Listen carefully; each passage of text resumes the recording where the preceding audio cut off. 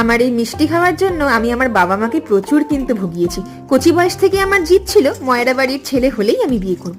ভাবো তো, কচি মেয়ের পাকা পাকা কথা কেমন। লোকে খায় শেষ পাতে মিষ্টি, আমি খেতাম ভাত দিয়ে মিষ্টি, দেখলেই বাবা বকতো। আচ্ছা, দোষ কোথায় বলো তো? দই দুধ এসব দিয়ে তো ভাত মেখে খাওয়া যায়, মিষ্টি দিয়ে খেলে বুঝি দোষ? আজকের ভিডিওটা না বানিয়ে আর পারলাম না। আমার লাস্ট ভিডিওতে তোমাদের 500 জনের কমেন্ট পড়েছে, সবাই দেখতে চাইছে রসমালাইয়ের রেসিপি। কি করি বলো তো, এতজনের ভালোবাসা ফেলে দেওয়া কি যায়? তাই বানিয়েই ফেললাম বাড়িতে। প্রথমেই ছানা কাটিয়ে ভালো করে 1 চামচ ময়দা দিয়ে সুন্দর ডিস্টে সাজে সুন্দর করে মেখে নাও।